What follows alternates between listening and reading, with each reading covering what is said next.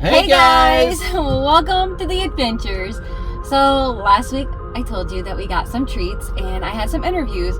So we talked about non-domicile truck drivers, foreign drivers, however you want to call them, it's the same thing.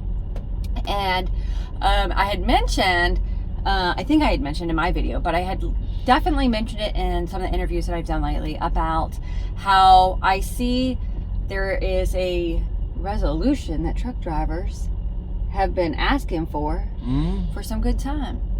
You know what it is? Extra parking?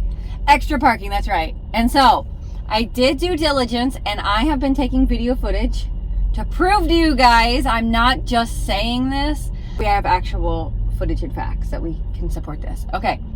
I don't really know what they look like at night because we typically only stop at the truck stop during the morning time to take a shower. But I do know what rest areas look like at 3 o'clock in the morning and 4 o'clock in the morning and 5 o'clock in the morning, and what they used to look at like at 8 o'clock in the morning to 10 o'clock in the morning. Double and parked. I can tell you that it's parked in the grass everywhere. So I used to not hardly even stop before 7 a.m. Because I was just not going to find anything. And since we pull double trailers, that makes it terrifying if you've ever gotten into a situation where you've had to break your set. Okay. You learn very quickly. You only do that once. Backing up is not an easy thing to do. It's not impossible. Yeah, but it's not easy. What has been going on? Okay. Well, we all know that illegal driver's license have been given out to people that cannot read or comprehend English. So they don't know street signs, they don't know this, that, and the other. And so it seems like a bunch of the states are from the Midwest that have given these license. And I said, you can't knock somebody for wanting to come to America and better their family, better their lives. And obviously it's very dangerous and there's lots of accidents and it's making our roadways very dangerous. I'm not gonna say that it's not. But other states are doing their due diligence to have a reading exam administered. There's another driver that leaves out of Orlando that works for another company at the exact same time as us, runs the same kind of route that we do. And this has happened to him 2 times. He would have been within 5 miles ahead of me. We were talking on the phone. He gets off the phone because he's pulling into the weight station and they perform a reading exam. Well, by the time I get that 5 miles, the weight station's closed because they already got somebody that couldn't pass the reading exam. So that was in Florida and South Carolina. And so we know, though, for sure that they're having these exams from Virginia, North Carolina, South Carolina, Georgia, and Florida. And so they're putting out tons of drivers. And I did look last week, nationwide, there's about 6,000 drivers that have been put out of service for failing these reading exams and not being able to speak and comprehend English. And let's reiterate, we're not against anybody trying to better themselves. We absolutely, we have a couple of friends that one moved from Morocco. People are just, we're just walking across the border and getting all these benefits and stuff that he had to work very hard to become a proud U.S. citizen. Yeah. So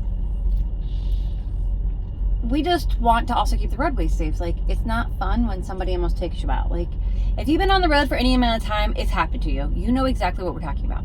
So after about 3 weeks of them doing these tests on the East Coast, I started to notice at Kenley where they have 300 parking spots, which it doesn't matter typically what time of day you're at Kenley. Majority of the spots are pretty full. It's a good busy truck there stop all the time, yeah. And now half of the spots are almost always open. Like, it's crazy. I'm sure at nighttime, at midnight, they're probably all full. Like, that's a given, right? But the fact that there are so many more spots, you can get front door parking spots all day long. And we have for over a month now been getting these closed parking spots. And then, as time's gone on, for the last 2 weeks, we've noticed a huge difference when we're up in Virginia. We used to barely be able to find a spot to park for dinner time on Wednesdays and Friday nights where we stopped to eat dinner. We could barely find a spot to get our set of doubles in. Now, it's wide open. Like, this is footage from last week. Look how many spots there are. We stop at the exact same time. We run the exact same schedule. Like, the only thing that has changed is these exams that have been given that is a federal law that you have to speak English, and it's pulling drivers off the road. And the same thing with the rest area that we stop at on the way down in Georgia. Like, it used to be spot after spot, and you'd have to go halfway through the rest area to catch a spot. Mm-hmm. You get any spot you want now. You guys, are you seeing this? Well, just look at it from a safety standpoint also. If there's a communication barrier to where somebody has an accident and one person is not speaking English, or a non-English speaking person, how are you going to render aid to that person? How is that person going to tell you what's hurting, what's wrong, it creates a huge safety issue. Yeah, just all the way around. I mean, the roads, we all know that the roads are getting more dangerous, and there's these accidents that have been killing tons of people.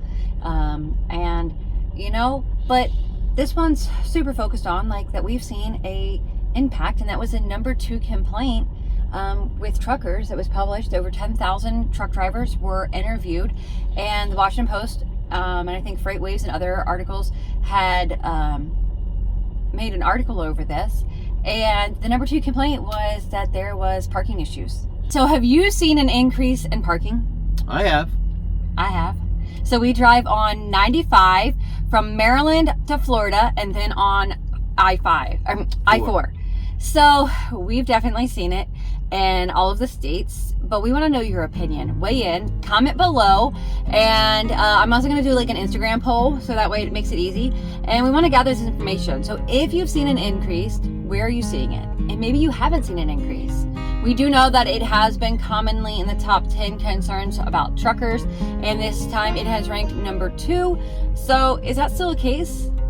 Was it a problem? But is it still a problem? You guys look around, let us know.